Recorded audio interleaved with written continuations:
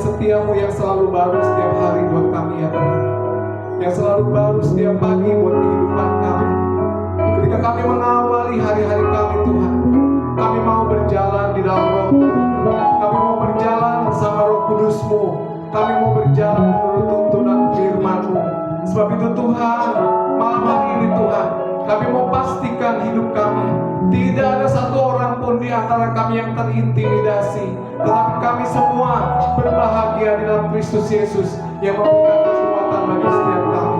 Terima kasih buat sore hari ini Bapak, buat kesempatan kami lagi boleh sharing kebenaran firman Tuhan yang akan membangkitkan semangat kami untuk kami terus mempercayakan hidup kami hanya kepada Tuhan. Terima kasih Bapak, kami sambut kebenaran firman-Mu di dalam nama Tuhan Yesus Kristus. Semua yang diberkati dan diurapi Tuhan sama-sama katakan amin.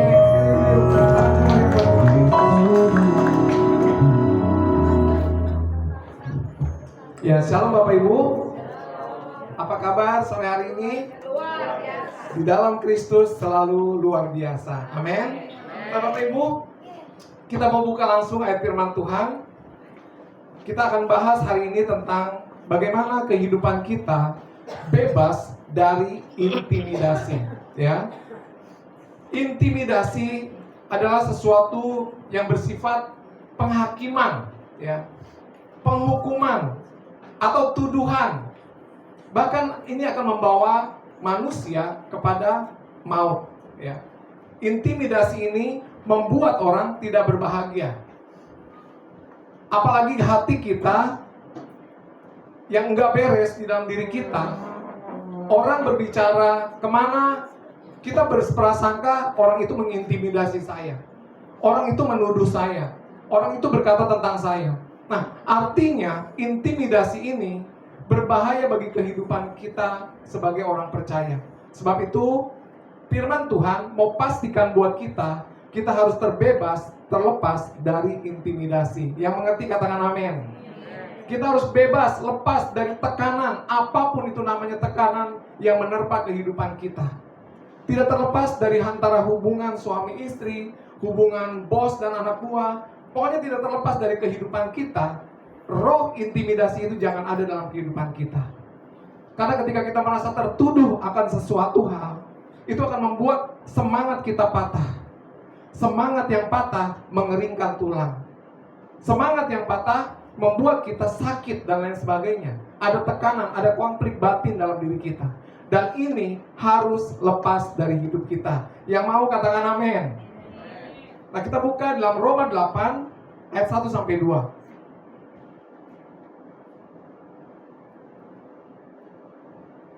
Boleh Nina tolong bacakan? Roma 8 ayat 1 sampai 2 ya. ayat 1 dan 2. Demikianlah sekarang tidak ada penghukuman bagi mereka yang ada dalam Kristus. Katakan amin. Yesus. Amin. Udah lanjut ya. Aduh, nggak kelihatan apa tuh? Ayat 2-nya. Roh yang memberi hidup telah memerdekakan kamu dalam Kristus dari hukum dosa dan hukum maut. Amin. Amin. Roh yang memberi hidup kepada saudara dan saya telah memerdekakan saudara dan saya dalam Kristus dari hukum dosa dan hukum maut. Bapak Ibu jangan salah prasangka kepada saya. Saya mau berkata bahwa sesuai dengan ayat firman Tuhan ini, Dia, yaitu Roh yang memberikan saudara dan saya kemerdekaan di dalam Kristus, memerdekakan kamu dalam Kristus dari hukum dosa dan hukum maut. Ya. Nah saudara, kalau hari ini saudara masih berkata, aduh saya masih berdosa, aduh saya masih berdosa, sedangkan Kristus Yesus telah memerdekakan saudara dan saya dari hukum dosa dan hukum maut. Kalau saudara hari ini masih berbicara dosa, siapa yang salah? Tuhan atau kita? Siapa saudara? Kita yang salah. Aduh saya telah berdosa, saya telah berdosa. Saudara tahukah saudara, setiap dosa itu berujung kepada maut, kepada kebinasaan. Sedangkan firman Tuhan jelas katakan, kita sudah dimerdekakan dari hukum dosa dan hukum maut. Artinya Bapak Ibu, Kristus kematiannya dan Dia katakan di kayu salib, tetelestai. Aku sudah menyelesaikan semuanya. Bagi siapa? Bagi saudara dan saya yang ada di dalam Kristus. Sebab itu saudara dan saya yang ada di dalam Kristus, kita adalah ciptaan baru di dalam Dia. Artinya bukan mengandung lagi kehidupan dosa. Dosa Adam sudah diselesaikan oleh Kristus di atas kayu salib. Sehingga kita tidak lagi hidup berdasarkan kehidupan Adam, tapi kita hidup berdasarkan kehidupan Kristus. Nah, dari pihak Tuhan, saudara, saya sudah katakan tadi, sudah tidak ada lagi intimidasi bagi saudara dan saya tentang dosa, tentang hukum maut, penghakiman, penghukuman, tuduhan, bahkan kematian kekal atau maut atau kebinasaan. Sudah tidak diperhitungkan lagi buat saudara dan saya, bagi kita yang ada di dalam Kristus Yesus. Berikan amin yang paling kencang. Amin. Amin, Bapak Ibu. Amin. Nah, saudara, hiduplah di dalam kemerdekaan Kristus. Amin. Bukan hidup lagi dalam perjalanan padang gurun. Tempatkan posisi rohani kita bahwa kita sudah menang, dan kemenangan kita itu di dalam Kristus.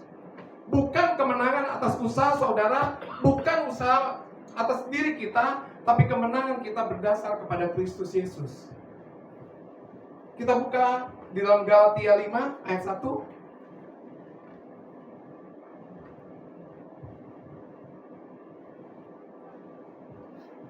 Dina tolong. Galatia 5 ayat 1, supaya kita sungguh-sungguh merdeka, Kristus telah memerdekakan kita. Karena itu berdirilah teguh dan jangan mau lagi dikenakan kuk perhambaan. Amin. Saudara, ini saya terjemahkan secara bebas ya saudara. Mudah-mudahan saudara mengerti apa yang saya sampaikan. Supaya kita, nah kita ini saya kurung tutup, kurung buka, supaya kita sebagai bangsa Indonesia sungguh-sungguh merdeka, ya. Supaya kita nih, saudara, ini saya kasih analogi, perumpamaan ya. Supaya kita sebagai bangsa Indonesia sungguh-sungguh merdeka, Kristus atau pahlawan-pahlawan telah memerdekakan kita. Titik. Nah, karena itu berdirilah teguh dan jangan mau lagi dikenakan kuk perhambaan. Nah, saudara, Indonesia telah merdeka. Kita bebas dari hukum yang dibuat oleh bangsa penjajah, yaitu Belanda. Ya, kita sudah bebas, kita sudah merdeka. Yaitu para pahlawan yang membawa kemerdekaan itu bagi kita.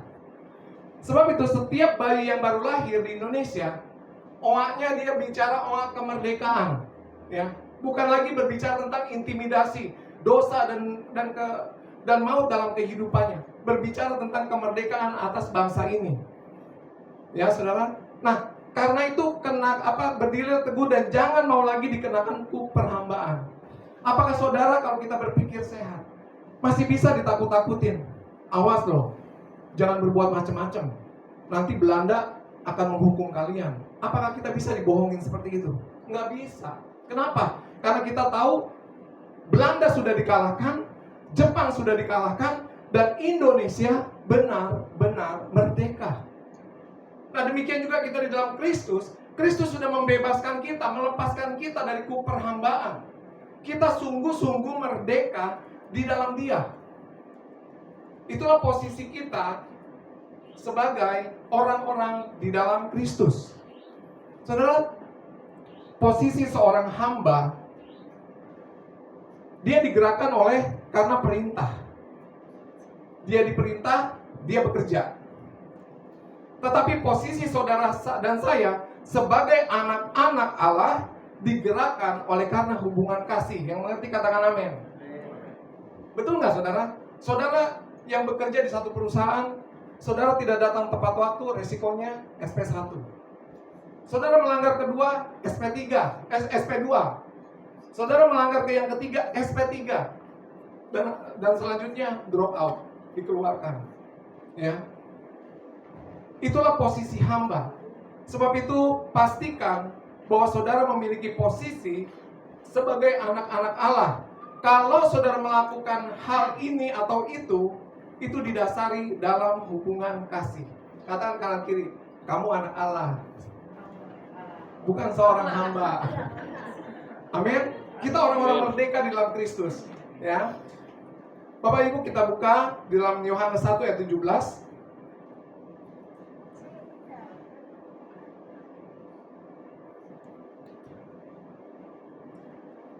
Yohanes 1 ayat 17, silakan Nina.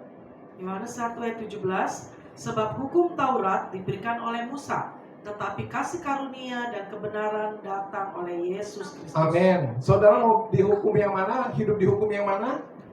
Dikasih karunia Yesus atau dihukum Taurat?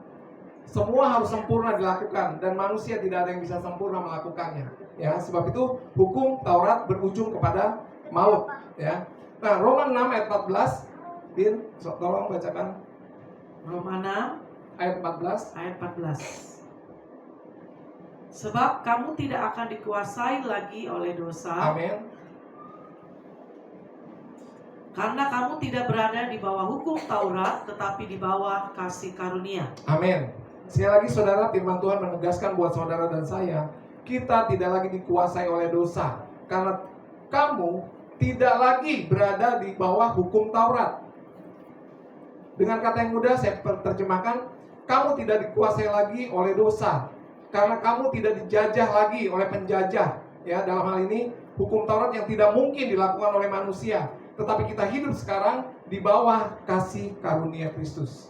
Ya, itulah posisi kehidupan saudara dan saya di dalam Kristus Tuhan. Ya, nah Bapak Ibu, kita akan melihat contoh agak panjang, perlu dibacakan secara perlahan. Nina boleh bacakan di Matius 23 ayat 1 sampai 13. Ini mengindikasikan kejadian pada waktu itu di mana ahli-ahli Taurat, pemuka-pemuka agama, imam-imam, mereka mengajarkan kebenaran tetapi mereka sendiri tidak melakukan kebenaran, ya. Matius 23 ayat 1 sampai 13, nih. Matius 23 ayat 1 sampai 13. Saudara tolong simak hal ini supaya kita buat belajar.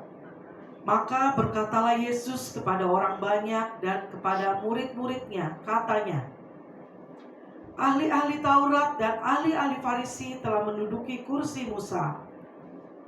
Sebab itu turutilah dan lakukanlah segala sesuatu yang mereka ajarkan kepadamu.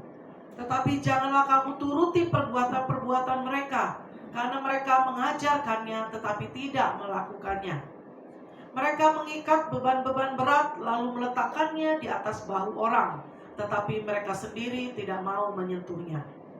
Semua pekerjaan yang mereka lakukan hanya dimaksud supaya dilihat orang. Mereka memakai tali sembahyang yang lebar dan jubah yang panjang. Mereka suka duduk di tempat terhormat dalam perjamuan dan di tempat terdepan di rumah ibadat.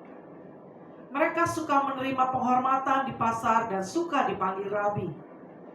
Tetapi kamu, janganlah kamu disebut rabi, karena hanya satu rabimu dan kamu semua adalah saudara. Dan janganlah kamu menyebut siapapun bapa di bumi ini, karena hanya ada satu bapamu, yaitu Dia yang di sorga. Janganlah pula kamu disebut pemimpin, karena hanya satu pemimpinmu, yaitu Mesias. Barang siapa terbesar di antara kamu, hendaklah ia menjadi pelayanmu. Dan barang siapa meninggikan diri, ia akan direndahkan. Dan barang siapa merendahkan diri, ia akan ditinggikan.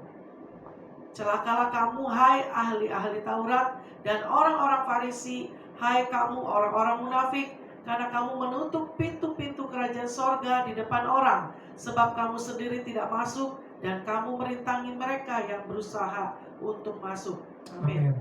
Nah saudara, peristiwa ini terjadi ketika bait suci masih ada di tanah Israel sana, ya. Dan bait suci ini dikuasai oleh para imam-imam, ya. Ada orang ahli Taurat, orang Farisi, orang Saduki, ya saudara. Nah, orang-orang ini memberikan perintah-perintah Tuhan berdasarkan hukum Taurat, ya. Tetapi justru mereka yang memberi perintah, mereka sendiri tidak melakukannya. Nah, kuk inilah yang dimaksudkan oleh Tuhan Yesus harus pergi dari kehidupan orang percaya. Kuk aturan-aturan agamawi, ya. Nah, sebab itu Bapak Ibu, saudara datang beribadah ke tempat ini. Saudara datang beribadah di tempat ini bukan untuk diintimidasi, tetapi supaya saudara bergembira, bersukacita ketika saudara datang kepada Tuhan. Yang setuju katakan amin. Tidak untuk dibebani kepada hal-hal yang sifatnya agamawi. Pada waktu itu ada dua, ya. Dipungut pajak oleh bait Allah kemudian dipungut pajak juga oleh kekaisaran Roma yang berkuasa atas Israel pada waktu itu. Artinya beban umat Israel pada waktu itu begitu berat. Ada dua beban, ada dua kuk yang mereka harus tanggung. Dari Roma, pemerintahan Roma si penjajah, dan dari imam-imam di dalam bait Allah. Nah saudara, hari ini kita berbicara tentang kemerdekaan di dalam Kristus. Yang jadi pertanyaan, apakah kita sungguh-sungguh merdeka di dalam Kristus? Nah saudara, kalau kita sungguh-sungguh merdeka, ya, apa kata firman Tuhan tentang kemerdekaan saudara dan saya di dalam Kristus? Yakobus 1 ayat 25, kita tidak lagi dikenakan kukuk perhambaan, tapi kalaupun kita melakukan sesuatu, kita melakukannya berdasarkan dalam kasih. Ya, Yakobus 1 ayat 25, silakan Lina. Tetapi barang siapa meneliti hukum yang sempurna, yaitu hukum yang memerdekakan orang, dan ia bertekun di dalamnya. Jadi bukan hanya mendengar untuk melupakannya, tetapi sungguh-sungguh melakukannya, ia akan berbahagia oleh perbuatannya. Amin. Ya, saudara, di sini dikatakan tetapi sungguh-sungguh melakukannya, melakukan di dalam kemerdekaan yang Tuhan sudah kasih buat kita. Maka ia akan berbahagia oleh perbuatannya. Artinya, ketika saudara menabur, ketika saudara memberi hidup saudara, ketika memberi harta benda saudara, saudara melakukannya dalam keadaan sungguh-sungguh merdeka di dalam Kristus. Tidak ada beban, tidak ada intimidasi, tidak ada tekanan yang datang dari siapapun. Karena Yesus datang buat melepaskan saudara dan saya dari beban intimidasi ini. Ya, Bapak Ibu, benar-benar melakukannya, hidup dan berbahagia dalam perbuatan kemerdekaan, ya, yang telah Tuhan anugerahkan bagi saudara dan saya. Yohanes 12 ayat 46 sampai 47, Lin. Yohanes 12 ayat 46 sampai 47. Yohanes 12 ayat 46 sampai 47. sampai 27. Aku telah datang ke dalam dunia sebagai terang, Amin. supaya setiap orang yang percaya kepadaku jangan Jangan tinggal tinggal di dalam kegelapan. kegelapan. Amin. Dan jikalau seorang mendengar perkataanku tetapi tidak melakukannya, aku Aku tidak tidak menjadi menghakimi. hakimnya. Sebab aku datang bukan untuk menghakimi dunia, melainkan untuk menyelamatkannya. Saudara, ada yang ganjil nggak dari ayat ini? Apakah salah tulisan Alkitab? Ada yang ganjil nggak? Dikatakan, dan jikalau seorang mendengar perkataanku tetapi tidak melakukannya, aku tidak menjadi hakimnya. Sebab aku datang bukan untuk menghakimi dunia, melainkan untuk menyelamatkannya. Saudara, kalau kita lihat dari ayat ini, betapa kasih Tuhan begitu besar buat saudara dan saya. Ya, Dia memberikan perintah, kemudian saudara tidak melakukannya, Dia tidak akan menghakimi saudara. Dia tidak akan menjadi hakim buat hidup saudara. Tetapi Dia datang bukan untuk menghakimi dunia, melainkan untuk menyelamatkan saudara dan saya. Artinya saudara, seperti yang kita bahas di awal, kita hidup bukan berdasarkan perintah, karena kita bukan lagi hamba. Tetapi orang-orang merdeka di dalam Kristus, andai kita memberikan segala sesuatu hidup kita kepada Tuhan, itu dalam keadaan saudara bersuka cita dalam Tuhan. Yang nanti katakan amin. Amin. Seandainya pun saudara tidak melakukan apa yang diperintah Tuhan, ya, Tuhan tidak menghakimi saudara. Kenapa banyak orang yang menghakimi saudaranya, sedangkan Tuhan sendiri tidak menghakimi kita? Ya. Artinya saudara, di sini ada suatu indikasi baik bagi saudara dan saya. Hiduplah di dalam Kristus, karena Dia tidak pernah menghakimi hidup saudara. Ya. Dia tidak pernah membuat saudara terintimidasi oleh ucapan, oleh perkataannya. Perkataannya selalu menasehati, membangun, mengajar, membuat kita tetap kuat di dalam Tuhan. Ya, dalam kata lain saudara, melakukan atau tidak melakukan, Yesus tidak menghakimi saudara. Ya, nah, yang kedua saudara, lakukanlah segala sesuatu berdasarkan kerelaan hatimu. Ya, tidak seperti tadi yang kita baca saudara sampai 13 ayat, itu sesuatu yang dibebankan kepada umat Israel dan itu wajib dilakukan. Ya, mereka harus mempersembahkan A, B, C dan lain sebagainya. Ada pajak, ada persembahan korban hewan dan lain sebagainya. Itu harus mereka lakukan.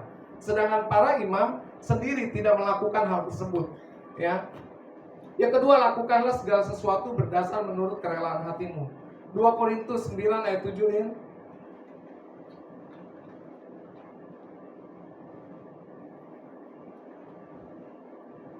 Berapa?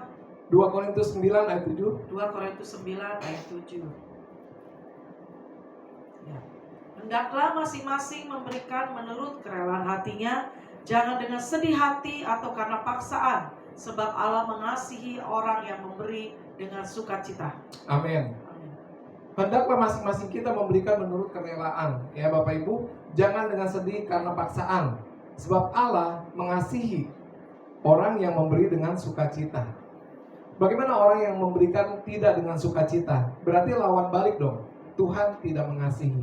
Saudara, lakukanlah segala sesuatu menurut kerelaan yang ada pada dirimu, yang Kristus tinggal dalam hidupmu. Lakukan dengan rela hati kepada suamimu, kepada istrimu, apa yang harus kau lakukan. Kepada pemimpin-pemimpinmu harus apa yang harus engkau lakukan. Lakukanlah dengan kerelaan dan dengan bersukacita, ya, memberi dengan sukacita. Ini yang Tuhan inginkan dari hidup saudara dan saya. Tidak ada tekanan, tidak ada intimidasi. Filipi 2 ayat 13 ini untuk memperteguh firman Tuhan, memberi dalam kerelaan hati. Filipi 2 ayat 13. 2 ayat 13. Karena Allah lah yang mengerjakan di dalam kamu baik kemauan maupun pekerjaan menurut kerelaannya. Amin. Artinya sekali lagi tidak ada ketekanan, tidak ada keterpaksaan waktu kita memberi apapun dari hidup kita, ya. Kita tahu bahwa Allah turut bekerja dalam hidup kita untuk mendatangkan segala sesuatu kepada kebaikan. Ya Bapak Ibu, Dia tidak mau kita melakukannya dengan bersungut-sungut. Saudara tahu bangsa Israel kenapa harus mati di padang gurun? Generasi yang 40 tahun itu mati di padang gurun. Karena mereka dalam perjalanan hidup sebetulnya ada pertolongan Tuhan, sebetulnya ada anugerah Tuhan di sana. Tetapi mereka hidup dalam sungut-sungut. Hidup tidak pernah ada rasa syukur kepada Tuhan. Selalu menuntut dan menuntut dan menuntut. Akibatnya mereka dibinasakan di padang gurun. Tapi kita, saudara-saudara, artinya ketika kita melakukan segala sesuatu, lakukanlah dengan penuh kerelaan sebagaimana Tuhan yang bekerja dalam hidup saudara dan saya, ya. Nah, yang ketiga, saudara, yang terakhir, dasar hidup orang percaya. Ya, dasar hidup orang percaya. Perhatikan saudara, ketika kita memberi, berikan dengan kerelaan dan dengan sukacita di hidup kita. Dan dasar hidup sebagai orang percaya, Kolose 3 ayat 23. Tolong Lina bacakan. Kolose 3 ayat 23. Ya. Apapun juga yang kamu perbuat, perbuatlah dengan segenap hatimu seperti untuk Tuhan dan bukan untuk manusia. Amin. Ya. Apapun yang saudara perbuat, perbuatlah dengan segenap hatimu seperti untuk Tuhan dan bukan untuk manusia. Ketika kau melayani keluargamu, istrimu, suamimu, anak-anakmu, layanilah mereka seperti engkau melayani untuk Tuhan. Ya. Karena saudara, sekali lagi saya mau ingatkan buat kita semua, Tuhan tidak tinggal di dalam rumah atau bangunan yang dibuat oleh tangan manusia. Tetapi Tuhan Yesus tinggal di dalam hidup saudara dan saya. Kapan itu terjadi Tuhan Yesus tinggal dalam hidup saudara dan saya? Ketika Dia mati, Dia masuk ke dalam tubuh kebangkitan. Disitulah gereja Tuhan mengalami kebangkitan bersama dengan Kristus. Mati bersama Kristus, bangkit bersama Kristus, menjadi hidup yang baru di dalam Kristus. Itulah kehidupan saudara dan saya di dalam Kristus, Bapak Ibu. Ya, kita tidak lagi hidup sebagai manusia lama, tapi kita hidup sebagai manusia baru. Kolose 3 ayat 24-25, lihat. Kolose 3 ayat 24 sampai 25. Kamu tahu bahwa dari Tuhanlah kamu akan menerima bagian yang ditentukan bagimu sebagai upah. Amin. Kristus adalah Tuhan dan kamu hambanya. Barang siapa berbuat kesalahan, ia akan menanggung kesalahannya itu, karena Tuhan tidak memandang orang. Amin. Saudara perhatikan di sini, ya. Barang siapa berbuat kesalahan, ia akan menanggung kesalahannya itu, karena Tuhan tidak memandang orang. Ya, saudara, di sini tidak lagi dikatakan barang siapa berbuat dosa, tetapi di sini barang siapa berbuat kesalahan, ia akan menanggung kesalahannya itu, karena Tuhan tidak memandang orang. Ada nasihat bagi anak-anak di firman Tuhan, ada nasihat bagi bapak-bapak, ada nasihat bagi hamba, ada nasihat bagi pemimpin-pemimpin, ya saudara. Dan Tuhan tidak memandang muka. Siapa yang melakukan kesalahan, dia harus menanggung konsekuensi. Orang yang mencuri, apakah salah? Orang yang mencuri itu dimasukkan ke dalam penjara karena akibat perbuatannya. Nah, inilah konsekuensi yang harus ditanggung semua orang ketika dia melakukan sesuatu yang tidak berkenan di hadapan Tuhan, yaitu suatu kesalahan. Tetapi ini tidak membawa kebinasaan, tetapi ini konsekuensi yang membawa orang itu kepada pertobatan. Ya, ketika saudara hidup jauh daripada Tuhan, jangan salahkan Tuhan ketika pencobaan demi pencobaan datang dalam kehidupan saudara. Ya, pencobaan demi pencobaan datang dalam kehidupan saudara membuat saudara seharusnya kita berbalik dan bertobat kepada Tuhan. Kita kembali kepada Dia. Contoh saudara, ketika anak kita sekolah di kelas SD lah, gitu ya, di kelas SD, ketika mereka mengalami permasalahan di sekolah, mereka punya jalan pulang, betul nggak? Yaitu ke rumah. Ketika anak-anak kita dewasa, mereka menikah, lalu mereka punya permasalahan, mereka punya jalan pulang ke orang tua untuk mengadu. Ya. Nah, tetapi tahukah kita saudara bahwa ketika apapun badai apapun yang menerpa kehidupan kita, kita punya jalan pulang, yaitu ke rumah Tuhan, yaitu kepada Tuhan Yesus Kristus. Dan dikatakan Dia tidak jauh, Dia dekat di dalam hidupmu, yaitu Dia tinggal di dalam hatimu, bertahta dalam hatimu, dalam hidupmu. Nah, sebab itu Bapak Ibu, percayakan hidup kita hanya kepada Kristus. Ya, kita tahu bahwa ketika Adam dan Hawa memakan buah pohon pengetahuan yang baik dan yang jahat, kata Tuhan apa? Mereka sudah menjadi sama seperti kita. Salah satu dari kita, ya, tahu yang baik dan yang jahat. Artinya saudara, tentang yang baik dan yang jahat ini, saudara tidak perlu diajarkan oleh siapapun. Saudara tahu, hati nurani saudara berbicara sendiri tentang hal itu. Karena loh hati saudara sudah diisi oleh kebenaran firman Tuhan. Loh hati saudara ada Kristus yang tinggal dalam hidup saudara. Artinya saudara bisa tahu, oh ini salah saya lakukan, saya nggak akan lakukan. Itulah yang menyebabkan intimidasi itu datang dalam hidup kita. Ketika kita menentang hati nurani kita, ketika kita menentang Roh Kudus, kebenaran Kristus yang ada dalam hidup kita, jangan salahkan kalau kita menerima intimidasi saudara. Rasa ketakutan, rasa dan lain sebagainya, cepat datang sama Tuhan, minta ampun. Tuhan, ampuni, saya telah melakukan hal yang bersalah di hadapan Tuhan. Ampuni saya Tuhan atas segala kesalahan saya. Ya. Sebab itu doa Bapa kami masih relevan ya Bapak Ibu. Ampunilah kami akan segala kesalahan kami seperti kami mengampuni orang yang bersalah terhadap kami. Ya. Nah, saudara, terakhir peringatan bagi kita, tentunya kita mau hidup seturut dengan keinginan Tuhan. Ya. Tetapi kita mungkin masih bertanya sore hari ini, apa sih keinginan Tuhan dari hidup kita? Cuma ada dua peringatannya Bapak Ibu. Hidup di dalam daging atau hidup di dalam roh. Hidup di dalam kebenaran atau hidup di dalam kejahatan. Itu aja pilihannya, cuma dua. Dan itu tercatat di dalam firman Tuhan, di dalam Alkitab, untuk memberikan peringatan kepada saudara dan saya. Dia mau kita tidak masuk kepada intimidasi iblis, tapi Dia mau kita masuk ke dalam damai sejahtera Kristus bersama dengan Kristus. Ya, kita baca ayat terakhir dari Galatia 5 Lin, ayat 19 sampai 26. Galatia 5 ayat 19 sampai 26. Perbuatan daging telah nyata, yaitu percabulan, kecemaran, hawa nafsu, penyembahan berhala, sihir, perseteruan, perselisihan, iri hati, amarah, kepentingan diri sendiri, percideraan, roh pemecah, kedengkian, kemabukan, pesta pora dan sebagainya. Terhadap semuanya itu kuperingatkan kamu, seperti yang telah kubuat dahulu, bahwa barang siapa melakukan hal-hal yang demikian, ia tidak akan mendapat bagian dalam kerajaan Allah. Ya, lanjut. Tetapi buah roh ialah kasih, sukacita, damai sejahtera, kesabaran, kemurahan, kebaikan, kesetiaan, kelemah lembutan, penguasaan diri. Tidak ada hukum yang menentang hal-hal itu. Barang siapa menjadi milik Kristus Yesus, Ia telah menyalibkan daging dengan segala hawa nafsu dan keinginannya. Jikalau kita hidup oleh roh, baiklah hidup kita juga dipimpin oleh roh. Dan janganlah kita gila hormat, janganlah kita saling menantang dan saling mendengki.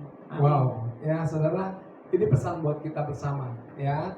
Pesan buat kita bersama, apakah kita hidup di dalam daging? Apakah kita hidup di dalam tuntunan Roh Kudus? Ya, tentunya saudara, saya mau kasih perumpamaan buat kita semua. Ya, Firman Tuhan katakan bagi kita, lihatlah burung-burung di udara.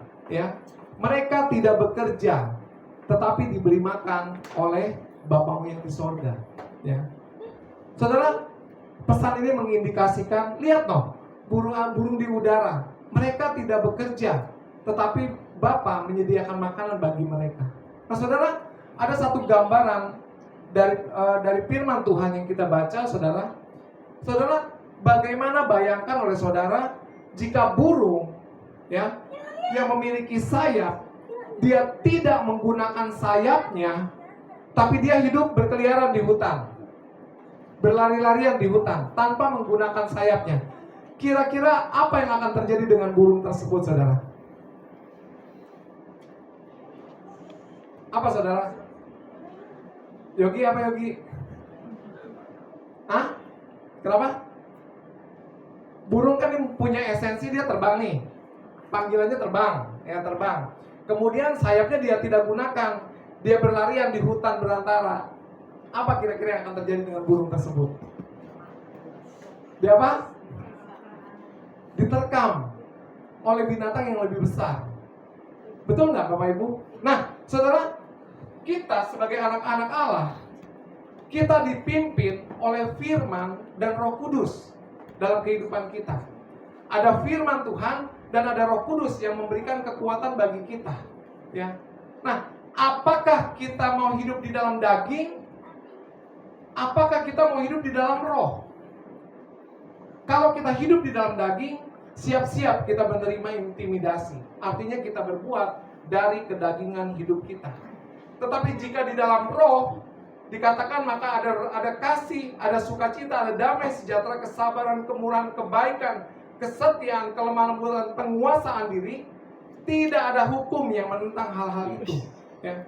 Saudara bagaikan burung terbang bebas tanpa takut akan bahaya, tanpa takut akan intimidasi, karena Roh Kudus dan firman-Nya tinggal dalam saudara, yaitu Yesus Kristus yang ada dalam kehidupan saudara dan saya. Ya, artinya Bapak Ibu, hari ini bebaskan dirimu, lepaskan dari dirimu dari segala intimidasi. Ya, engkau sudah terbebas dari ikatan dosa. Hari ini engkau hidup di dalam Kristus, di dalam ciptaan yang baru. Yang lama telah berlalu, yang baru telah datang, yaitulah hidup saudara dan saya hari ini. Ya, kita pergunakan hidup ini untuk berkreasi dengan baik. Apapun kemampuan saudara, apapun yang saudara bisa, lakukanlah segala sesuatu seperti untuk Tuhan dan bukan untuk manusia. Maka Tuhan melihat saudara, melihat pekerjaan saudara, Dialah yang akan membalas kepada saudara dan saya. Ya, kita tidak mengharapkan balasan dari manusia, karena manusia dengan manusia seringkali bersifat mengecewakan. Tapi biarlah kita tampil sebagai manusia ilahi, manusia Allah yang menjadi saluran berkat dimanapun kita berada. Kita menjadi terang di tengah-tengah keluarga yang mungkin penuh dengan kegelapan. Kita menjadi terang di dunia bisnis kita, di dunia usaha kita yang kita tahu sekeliling kita penuh dengan kegelapan. Karena ketika terang hadir, kegelapan akan sirna. Yang setuju katakan amin. Amin. Saya undang tim worship untuk maju ke depan. Hiduplah saudara sebagai anak-anak terang dan hiduplah menjadi berkat dimanapun saudara berada. Saudara, kekuatan firman dan kuasa Roh Kudus, ya, itu luar biasa bekerja dalam hidup saudara. Karena Yesus tidak tinggal di dalam rumah buatan manusia, bangunan yang dibuat oleh manusia, tapi Yesus Kristus tinggal dalam hidup saudara dan saya. Dia yang membangun hidup saudara dan saya di dalam Dia, sehingga kita menjadi layak untuk menjadi tempat kediamannya, tempat Dia bertahta dalam hidupmu dan hidupku. Artinya perkataanmu penuh dengan kuasa, ya. Perkataanmu bisa menjadi perkataan yang menyembuhkan, dan bisa menjadi perkataan yang membuat engkau sakit. Sebab itu perkatakan hal-hal yang baik di hadapan Tuhan. Karena dalam mulutmu ada kuasa Tuhan yang bekerja. Ya.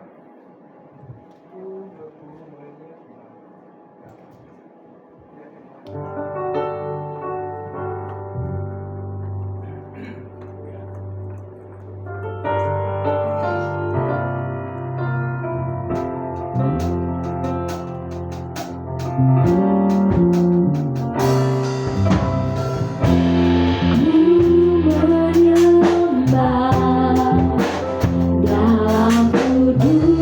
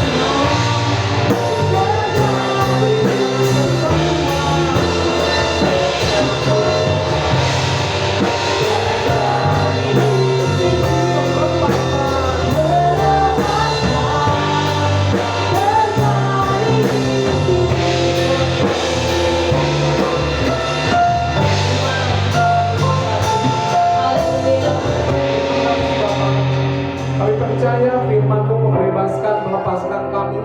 Kami tidak lagi hidup dalam intimidasi, tetapi bersama Yesus Kristus Tuhan, kami hidup dalam kemenangan, kami hidup dalam pemulihan, kami hidup dalam kesehatan, kami hidup dalam kekuatan yang Tuhan anugerahkan buat kehidupan kami.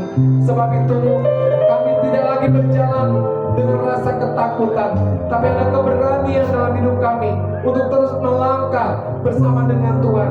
Dipastikan oleh firman-Mu kami menjadi orang-orang yang menang, bahkan lebih daripada pemenang.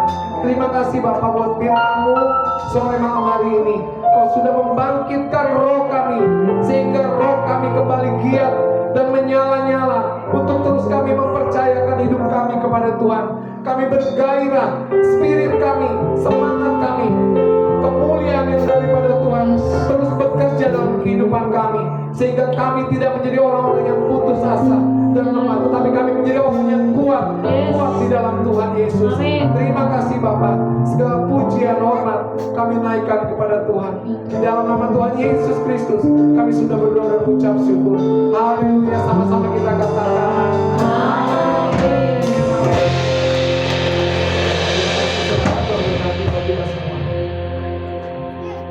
Haleluya, yang diberkati pada hari ini lambaikan tangannya. Luar biasa, tepuk tangan dulu